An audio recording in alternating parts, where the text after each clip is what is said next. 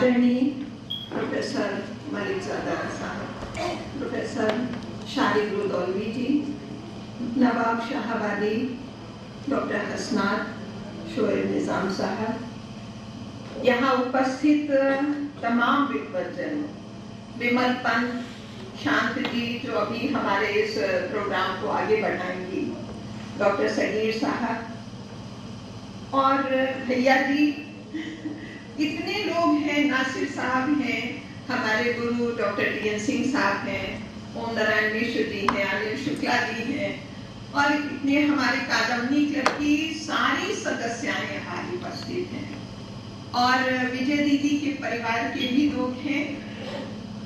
मैं समझ नहीं सकती हूँ कि आज मुझे कैसा महसूस हो रहा है। माहे तिलक आई है, उनकी मम्मी आई है, सलमा इजाब जी हैं, कानपुर से और भी बहुत से लोग हैं जिन्हें मैं अब पहचानने लगी हूँ। मैं उसके पहले नहीं जानती थी ज़्यादा। तो आप सबको मैं कैसे धन्यवाद दूँ कि आपने यहाँ आकर हम सब का मान बढ़ाया है, हमारा हौसला बढ़ाया है। और सच तो ये है कि हमारे इस प्रोग्राम की शोभा बढ़ी है, गरिमा बढ़ी है। आदरणीय मौसा जी, ये हमारे मौसा जी थे, मशहूर शायद श्रीलंका नाथ निगम फरहत कानपुरी। उनकी ये सर्जना नर्म झोंकों की सदा, जब ये दीदी इसको लेकर आई लखनऊ, एक बार उनका आना हुआ और उन्होंने हमें दिखाया, तो सच में बताऊं इतनी शर्मिंदगी हुई है उस वक्त कि उर्दू पढ़ नहीं सकती। आज भी वो अफसोस है कि काश हम सब भाई बहनों ने अपने पिता की बात मानी होती और जब वे हम लोगों को इतवार के दिन उर्दू पढ़ाने के लिए बिठाते थे तो हम लोग इधर उधर भागते थे। अक्षर ज्ञान तो कर लिया लेकिन उसके आगे नहीं पढ़ पाए। तो आज मुझे अपने पापा की भी बहुत याद आ रही है क्योंकि वो उर्दू और फारसी के और साथ में अंग्रेजी और बांग्ला के भी बहुत अच्छे जानकार थे और वो होते तो शायद हिंदी लिप्यंतरण की बात भी ना आती और वो ये कहते कि नहीं, अब उर्दू पढ़ो, जो समय गया सो गया, अब तो आगे बढ़ो। लेकिन वो भी इस दुनिया में नहीं थे। तो अंततः ये हुआ, मैंने कहा दीदी अगर हम लोग इसे पढ़ना चाहें तो कैसे पढ़ें, और हमारे जैसे और भी बहुत लोग हैं।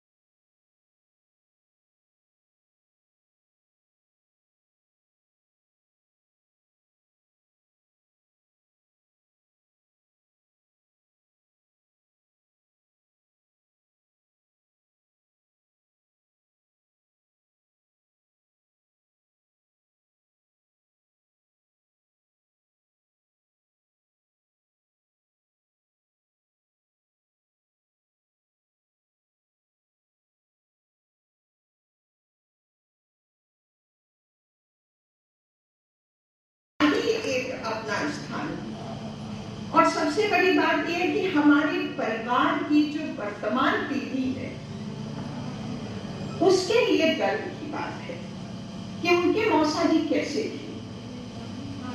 मैंने उन्हें देखा नहीं, मैं बहुत छोटी थी तभी उनका इंतकाल हो गया था। तो अपने मम्मी से किस्से कहानी की तरह से सुना करती थी कि मौसा जी ऐसे थे, उनके ये शौक थे, ऐसे कपड़े पहनते थे, ऐसे बोलते थे, खाने के बहुत शौकीन थे।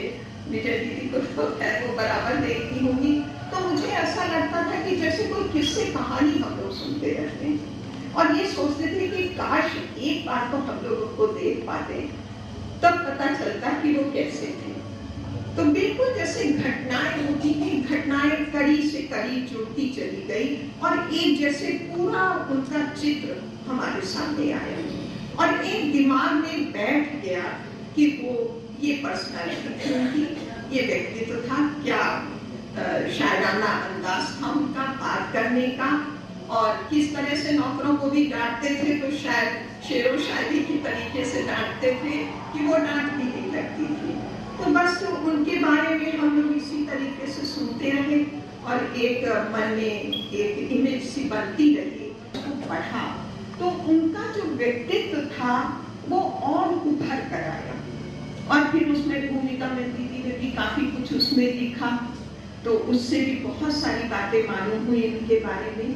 तो आज हम सबको, हमारे पूरे परिवार को और जो हमारी नई पीढ़ी है उन सब के सामने एक ऐसा उदाहरण है कि जो वे हमेशा याद रखेंगे। और दीदी भी यही चाहती थी कि इस किताब के बहाने पूरा परिवार को उठ जाने और वो काम उन्होंने किया। हम लोगों ने कुछ नहीं किया, जो कुछ किया उन्होंने किया।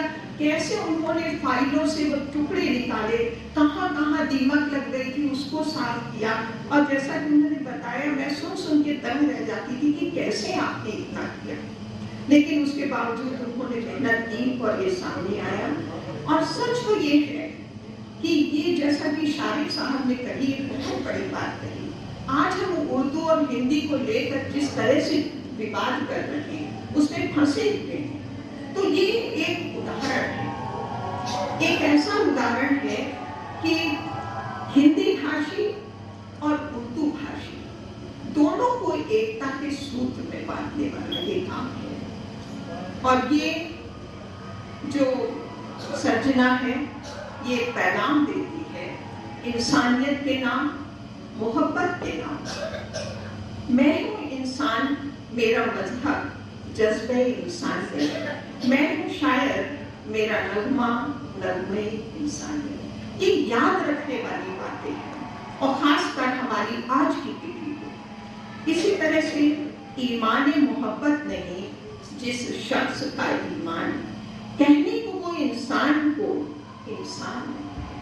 हम इंसानियत की, इंसान की बातें करते हैं लेकिन ये पैगाम देते हैं और मैं समझती हूँ ये कालजयी पैगाम है जो आज नहीं, कल नहीं और आगे भी ये बना रहेगा। उनका दिल कितना नर्म है, नर्म झोंकों की सदा है, दिल भी बड़ा नर्म था उनका। किसी की आंख में आंसू जो फरहत देख लेता हूँ तो मेरा नर्म नाजुक दिल मुझे खड़े लाता है। और ये शायर की पहचान है, कितना दर्द है, कितनी तड़प है और शायद तभी ये शायरी बन पाती है। पैगाम है ईश्वर के प्रति आस्था रखने का। जब वो कहते हैं मैं ही रह जाऊं न बाकी रहे हस्ती मेरी, न रहे जाम न मीना न ये मस्ती मेरी, तुझ में ऐसा मैं समा जाऊं कि तू हो के रहूं, रंग उड़ जाए कुछ इस तरह कि तू हो के रहूं। फरज साहब की देशभक्ति की चिंता, उनका दर्द, मैं समझती हूँ कि आज भी उतना ही प्रासंगिक है। वो 1952 की लिखी बात और मुझे लगता है आज 2012 में भी बिल्कुल वही है, कहीं कोई खास बदलाव नहीं हुआ है। साथ ही एक और पैगाम दिया है उन्होंने कि आज हम लोग बहुत चर्चा करते हैं साहित्यकार के दायित्व के बारे में, क्या होना चाहिए। तो ये दायित्व है, ये हिम्मत हो, ये साहस हो कि वो मुल्क की बात आए, समाज की बात आए, भ्रष्टाचार की बात आए, राजनीति की बात आए, वो खुलकर कह सके। और ये काम उन्होंने किया है। 1950 में लिखी गई वो बातें आज भी असरदार हैं। जब वो लिखते हैं, न खाने को रोटी न कपड़ा बदन को, दुआएं दिए जाओ अहले वतन को, कभी रंग लाएगा खून शहीदा, अभी और सींचो लहू से चमन को। और ये बात आज भी है, आज भी बड़ी बातें कही जा रही हैं कि चमन को सींचते रहो, पता नहीं फल कब मिलेगा, वो बात की बात है। हमी से अब आंखें चुराते हैं लीडर, हमी से हुकूमत ने पाया वतन को, खुद अहले वतन ही तेरे बने हैं, सजाओ अभी और इस अंजुमन को। ये कालजयी बातें हैं, आज भी उतनी ही और बिल्कुल उसी रूप में आज भी हमारे साहित्यकार यही बातें कर रहे हैं। आज भी हम दुखी हैं तो इन्हीं बातों से। कलाम फरहत एक खूबसूरत गुलदस्ता है जिसमें फूल हैं एहसास के, जिंदगी की फिलॉसफी के, दिल की बातों की, रूमानियत है उसमें, समाज और देश का दर्द है, तरक्की की उम्मीदें हैं, इंसाफ की उम्मीदें हैं, इंसानियत को जिंदा रखने की तकरीर है और बार बार पढ़ने का एक खास आकर्षण भी है। 1950 और 52 में लिखी उनकी वो इबारत आज भी उतनी ही चमकदार है, उतनी ही रोशन है, जब वे कहते हैं, खामोशी में हवा के नर्म झोंकों की सदाएं हैं कि दश्ते गम के सन्नाटे में दिल की इल्तिजाएं। और ये इल्तिजाएं आज भी बरकरार है। आदरणीय मौसा जी की इस अनूठी सृजना को मैं प्रणाम करती हूँ विजय दीदी के अथक परिश्रम को, जिसके कारण हम सब इस पवित्र यादगार आयोजन का हिस्सा हैं। धन्यवाद।